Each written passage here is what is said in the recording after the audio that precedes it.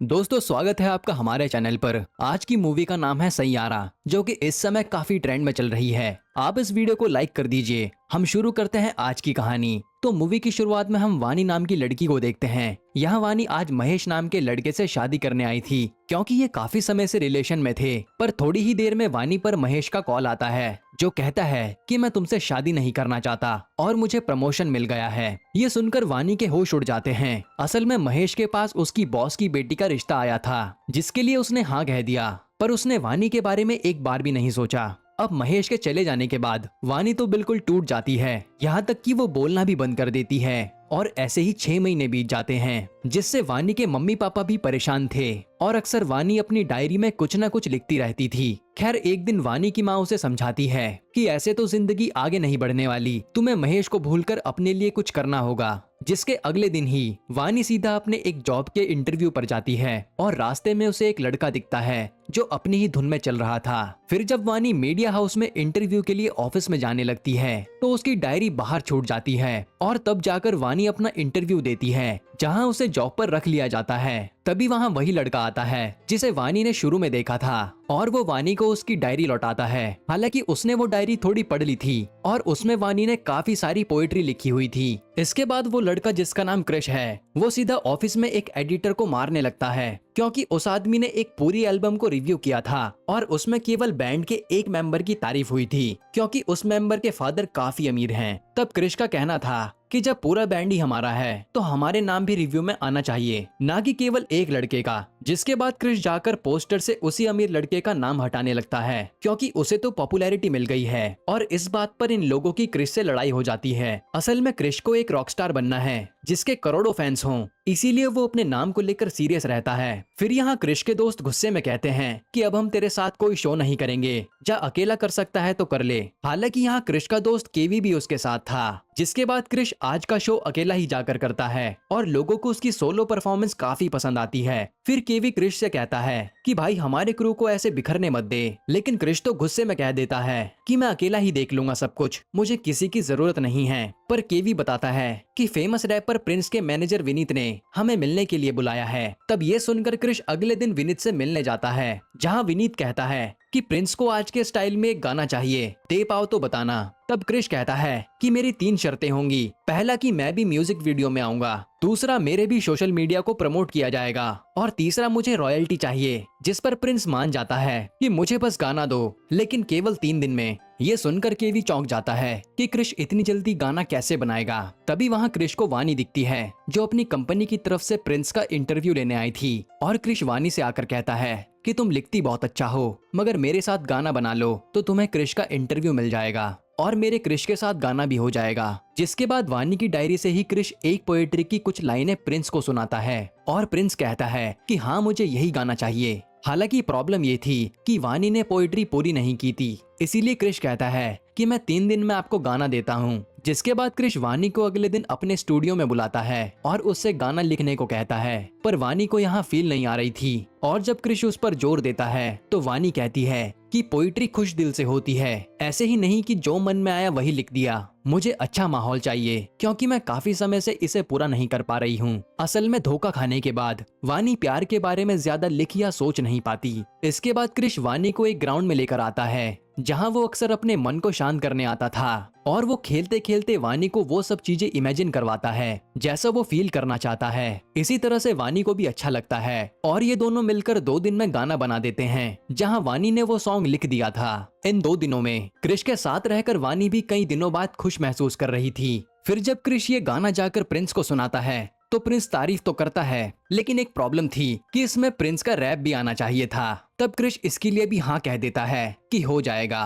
पर ये बात वानी को अच्छी नहीं लगती, क्योंकि उसका मानना था कि ये गाना दिल से निकला है तो इसमें रैप डालकर इसे बर्बाद नहीं करना चाहिए। ये बात वो क्रिश से भी कहती है तो क्रिश कहता है कि मुझे ऐसे गरीब नहीं मरना कि मैं इतनी अच्छी डील छोड़ दूं। तभी वहाँ क्रिश के पास पुलिस वाले आते हैं और वो उसके शराबी पिता को लेकर आए थे, जो बीच रोड पर नशे में लड़ाई कर रहे थे। यहाँ पुलिस वाला क्रिश से कहता है कि अपने बाप को ध्यान से रखना, वरना अगली बार तुम दोनों बाप बेटों को जेल में डाल दूंगा। इस बात पर क्रिश अपने पिता को धक्का देता है कि तुम मुझे चैन से जीने दोगे या नहीं, और अपने पापा को कोसकर वहाँ से चला जाता है। हालांकि ये देखकर वानी हैरान थी कि क्रिश ने ऐसा कैसे कर दिया। वहीं केवी बताता है कि क्रिश की माँ की मौत के बाद ये नशे में रहने लगे और क्रिश इसीलिए इनसे नफरत करता है और जल्दी से जल्दी बड़ा आदमी बनना चाहता है। इसके बाद क्रिश उसी ग्राउंड में उदास होता है तो वानी वहाँ आती है और कहती है कि मैंने प्रिंस के लिए गाने के साथ रैप भी लिख दिया है, इसीलिए तुम उसे दे देना। और फिर वो बताती है कि मेरी लाइफ भी एक समय पर पूरी पलट गई थी जब महेश ने मुझे शादी के टाइम धोखा दे दिया था, लेकिन जब से मैं तुमसे मिली हूँ मुझे खुशी का एहसास हुआ है और अब तुम खुद को ऐसे तड़पाओ मत।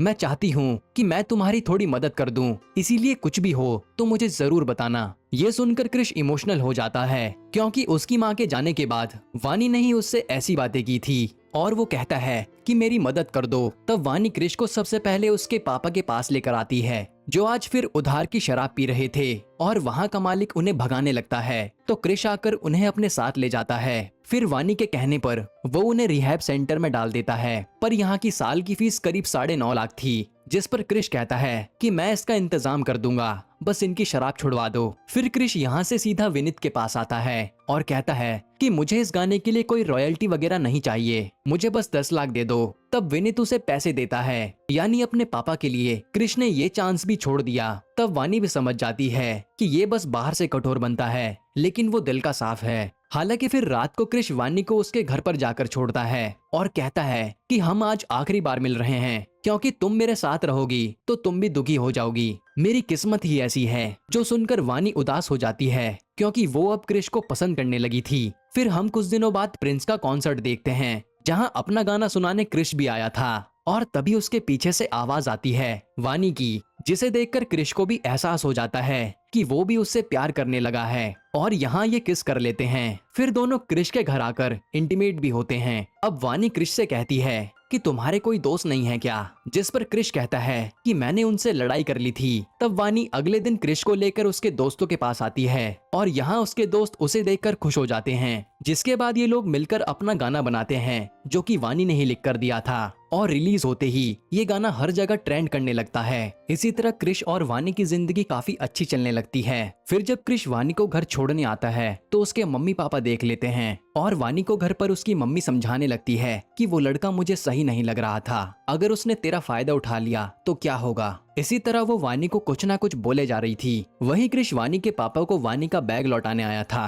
तभी वानी को एकदम से चक्कर आता है और वो बेहोश हो जाती है। फिर हॉस्पिटल में जाकर वानी का चेकअप होता है और डॉक्टर बताते हैं कि सब कुछ ठीक है लेकिन कुछ और चेकअप करने पड़ेंगे। इसी दौरान क्रिश वानी के लिए बाहर बैठा था, जो वानी के मम्मी पापा भी नोटिस करते हैं। और जब क्रिश वानी से मिलने जा रहा होता है तो वानी की माँ उससे कहती है कि मेरी बेटी के साथ टाइम पास मत करना, उसका दिल पहले से ही टूट चुका है और उससे शादी करोगे तभी उसके पास जाना। तब क्रिश बिना कुछ कहे वानी के पास जाता है और वानी से आकर कहता है कि हमें शादी कर लेनी चाहिए। ये सुनकर वानी समझ जाती है कि मेरी माँ ने ही कुछ कहा होगा और वो कहती है कि तुम अभी अपने कैरियर पर ध्यान दो और शादी तो हम बाद में भी कर लेंगे, उसकी टेंशन मत लो। जिसके बाद क्रिश अपने दोस्तों के साथ शो करने जाता है और वहाँ उसके कई सारे फैंस मौजूद थे जो सिर्फ उसे सुनने आए थे। ये देखकर वो भी हैरान हो गया था और केवी कहता है कि तेरा सपना पूरा होता नजर आ रहा है। हालांकि यहाँ क्रिश ज्यादा खुश नहीं होता क्योंकि वो तो अभी भी वानी के बारे में सोच रहा था। इधर वानी अपनी रिपोर्ट लेने आती है तो डॉक्टर उससे पूछती है कि आपको सब चीजें याद रहती हैं क्या, जिस पर वानी कहती है कि नहीं, मैं अक्सर भूल जाती हूँ, इसीलिए मैं उन्हें डायरी में नोट कर लेती हूँ। तब डॉक्टर उसे बताती है कि उसे अल्जाइमर है जो कि अभी ही शुरू हुआ है और ये धीरे धीरे बढ़ता जाएगा, जिससे वानी को ना तो अपने परिवार के बारे में याद रहेगा और ना ही अपने प्यार के बारे में। ये सुनकर तो वानी के होश उड़ जाते हैं। डॉक्टर कहती है कि ये बातें अपने पेरेंट्स से बता देना, जो सुनकर वानी चुपचाप चले जाती है। इसके बाद जब क्रिश टूर से वापस आता है तो वो सीधा वानी से मिलने जाता है और वानी उसका फोन नहीं उठा रही थी, इसीलिए वो इसका कारण पूछता है। फिर क्रिश कहता है कि जो मुझे चाहिए था मैं उसके करीब पहुंच रहा हूँ, पर मुझे जरा भी सुकून नहीं था क्योंकि तुम मेरे पास नहीं थी, इसीलिए तुम मेरे साथ रहा करो, मुझे अच्छा लगता है। और वो कहता है कि हम दोनों साथ ही आगे बढ़ेंगे। यहाँ क्रिश को खुश देखकर वानी अपनी बीमारी के बारे में बता नहीं पाती। फिर अगले दिन जब वानी अपनी जॉब पर आती है तो उसे वहाँ महेश मिलता है, जो देखकर वानी हैरान थी। फिर लोग बताते हैं कि महेश की कंपनी ने इस मीडिया हाउस में फंडिंग की है, यानी महेश वानी का बॉस बन गया है। जिसके बाद वानी सीधा क्रिश के पास आती है और आज क्रिश अपने इंडिया टूर के लिए निकल रहा था। तब यहाँ वानी उदास बैठी होती है और कहती है कि मैं अपनी जॉब छोड़ दूंगी, लेकिन फिर वो एकदम से क्रिश का सामान पैक करने लगती है, जो देखकर क्रिश हैरान था क्योंकि थोड़ी देर पहले ही वानी ने क्रिश का सामान पैक किया था। मतलब वानी भूल गई थी। क्रिश उससे पूछता है कि तुम ये दोबारा क्यों कर रही हो। तब वानी बहाना बना देती है कि मैं भूल गई थी। जिसके बाद क्रिश अपने टूर के लिए निकल जाता है। अब इसके बाद रात को वानी को ऑफिस की पार्टी में जाना था, जहां उसे फिर से महेश मिलता है और वानी को छेड़ने लगता है कि मैंने तुम्हें कितना मिस किया। तब यहाँ एकदम से वानी कहती है कि हम तो साथ ही थे, तो तुम मिस क्यों कर रहे थे। असल में वानी फिर से भूल गई थी और उसे लग रहा था कि महेश और वो शादी करने वाले हैं, इसीलिए वो शादी के लिए महेश का हाथ पकड़ लेती है, जो देखकर महेश चिल्ला देता है और फिर वो बेइज्जती से बचने के लिए लोगों से कहता है कि इसकी नौकरी जा रही है, इसीलिए मेरा हाथ पकड़ रही है। ये सुनकर वानी रोते हुए चली जाती है और वो अपना बैग वहीं भूल गई थी। फिर यहाँ जब फ्लाइट में बैठने से पहले क्रिश वानी को कॉल करता है तो वहाँ का गार्ड फोन उठाकर सब बता देता है। ये सुनते ही क्रिश सब कुछ छोड़कर वानी के लिए निकल जाता है और उसे कोई रोक नहीं पाता। फिर वो सबसे पहले वानी का बैग लेने आता है और उसी में उसे वानी की रिपोर्ट दिखती है, जिसमें अल्जाइमर बताया गया था। ये देखकर क्रिश के भी होश उड़ जाते हैं। फिर वो सीधा वहीं ग्राउंड पे जाता है तो उसे वहाँ वानी मिलती है, जो उदास थी। फिर क्रिश उससे कहता है कि तुम्हारे साथ इतना सब कुछ हो रहा था और तुमने मुझे बताया क्यों नहीं। जिस पर वानी कहती है कि मुझसे दूर चले जाओ, क्योंकि मैं जल्द ही सबको भूल जाऊंगी और हमारा कोई फ्यूचर नहीं है। लेकिन क्रिश कहता है कि मैं तुम्हें हमेशा प्यार करूंगा, चाहे कुछ भी हो जाए, और हम इसका इलाज करवा कर रहेंगे। जिसके बाद क्रिश वानी को इलाज के लिए लेकर जाता है और वानी के पेरेंट्स भी आए हुए थे। तब डॉक्टर बताती है कि हमने दवाई तो शुरू कर दी है, लेकिन वानी को किसी शांत जगह पर जाने की जरूरत है, जिससे उसके दिमाग पर कम जोर पड़े। ये सुनकर क्रिश इसके लिए मान जाता है और वानी के परिवार वाले भी उसे नहीं रोकते। जिसके बाद वानी क्रिश के साथ शहर से दूर चली जाती है, जहाँ ये लोग सिर्फ गाना बनाते हैं और एंजॉय करते हैं। वानी हर समय क्रिश के साथ खुश रहती थी। फिर एक दिन क्रिश को उसके दोस्तों का कॉल आया था, जो कहते हैं कि भाई तुझे भी यहाँ शो के लिए आना चाहिए, क्योंकि ऑडियंस तेरी डिमांड कर रही है। लेकिन क्रिश मना कर देता है कि वानी को मेरी ज्यादा जरूरत है। साथ ही क्रिश केवी से कहता है कि विनीत से बात करके कहीं गाने बिकवा दे, क्योंकि पैसों की जरूरत पड़ेगी। तब ये बातें वानी भी सुन लेती है और वो क्रिश से कहती है कि मेरे लिए अपना सपना बर्बाद मत करो, तुम्हें वहाँ जाना चाहिए। जिस पर क्रिश कहता है कि ठीक है, फिर तुम भी चलो। अब ये लोग सीधा क्रिश की परफॉर्मेंस के लिए आ जाते हैं, जहाँ क्रिश जैसे ही परफॉर्म करने लगता है वहीं महेश वानी से बात करने लगता है, जो इस शो का स्पॉन्सर था, और वो उससे कहता है कि मुझे लगता है कि तुम मुझे भूल नहीं पा रही हो। और वानी भी एकदम से पुरानी यादों में चली जाती है और कहती है कि मैं तुम्हें कभी भूलती ही कहाँ हूँ। तब महेश वानी को सीधा पास के ही रूम में ले जाता है उसका फायदा उठाने के लिए। वहीं परफॉर्मेंस के दौरान क्रिश तो वानी को ही ढूंढे जा रहा था। अब जैसे ही महेश वानी के साथ कुछ करने वाला था, तभी वहाँ क्रिश आकर वानी को बचा लेता है और महेश को बहुत मारता है। पर हैरानी वाली बात ये थी कि वानी क्रिश को ही चाकू मार देती है और कहती है कि मेरे महेश से दूर रह। ये देखकर वो समझ जाता है कि वानी अपनी यादें भूल रही है। तब किसी तरह क्रिश वानी को संभालता है। फिर वहाँ क्रिश के पापा भी आते हैं, जो शराब की लत छोड़ चुके थे। वो क्रिश से अपनी गलती की माफी मांगते हैं कि मैंने शराब को हाथ लगाकर गलती की थी। तब क्रिश भी उन्हें माफ कर देता है। फिर अगले दिन जब वानी क्रिश के पास आती है तो वो कहती है कि चलो आज तो तुम्हारा शो है ना। लेकिन क्रिश बताता है कि वो तो कल हो चुका है और काफी अच्छा गया। असल में वानी अब छोटी छोटी बातें भी भूलने लगी थी। इसके बाद क्रिश एक नया गाना बनाने की सोच रहा था, जिस पर वानी कहती है कि मैं ऐसा गाना लिखूंगी जो हर किसी के दिल को छू जाएगा। वहीं क्रिश महेश से माफी मांगने जाता है, क्योंकि उसकी पिटाई के बाद वो इनके बैंड की स्पॉन्सर बंद कर रहा था। लेकिन यहाँ केवी साफ मना कर देता है कि माफी मांगने की कोई जरूरत नहीं है। और क्रिश आज पहली बार किसी से माफी मांगने जा रहा था, जो देखकर ये लोग हैरान थे। तब केवी क्रिश से कहता है कि तू आने वाला रॉकस्टार है, पर उस वानी को उसके माँ बाप के पास छोड़कर अपने कैरियर पर ध्यान दे। लेकिन क्रिश कहता है कि वानी ने ही मेरी जिंदगी को सही रास्ते पर लाया है, वरना मैं खुद को ही कोसता रहता। अब मैं वानी के साथ ही खुश हूँ। अब क्रिश वापस घर आता है तो देखता है कि वानी तो यहाँ है ही नहीं। ये देखकर वो हर जगह वानी को ढूंढने लगता है, यहाँ तक कि ये लोग पुलिस में भी कंप्लेन कर देते हैं, पर वानी कहीं भी नहीं मिलती। और अब क्रिश पूरी तरह से टूट चुका था। फिर एक दिन उसे वानी की डायरी मिलती है, जिसमें उसने एक पोइट्री लिखी हुई थी, और उदास मन से क्रिश उस पर गाना बनाता है कि वानी जब भी ये सुनेगी तो जरूर मेरे पास आएगी। ऐसे ही 1 साल बीत जाता है और क्रिश अब बहुत बड़ा रॉकस्टार बन गया था, जहां वो पूरे इंडिया में टूर कर रहा था। इसी दौरान उसे वानी की भी याद आती रहती थी। फिर एक दिन जब क्रिश लंदन में शो करने जाता है तो केवी बताता है कि लोग हमारे गानों की रील बना रहे हैं, और ये लोग रील ही देख रहे थे। तभी एक हिमाचल वाली रील में केवी को वानी दिखती है और वो तुरंत क्रिश को बताता है।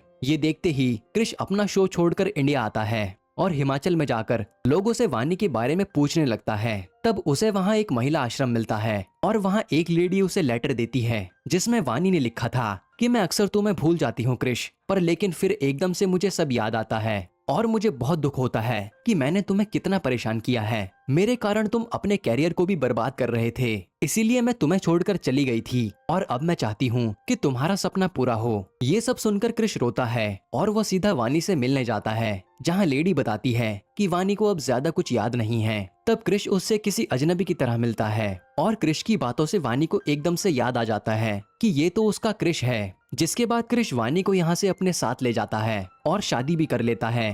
हालांकि क्रिश ने वानी के लिए अपना कैरियर नहीं छोड़ा और उसने पूरे घर में वानी के लिए बोर्ड लगा दिए जिसमें सब कुछ लिखा था ताकि वानी आगे भी कुछ ना भूले। दोस्तों, यहीं पर ये मूवी खत्म होती है। आपको ये कहानी कैसी लगी हमें कमेंट में बताएं और ऐसे ही वीडियोस के लिए चैनल को सब्सक्राइब कर लीजिए।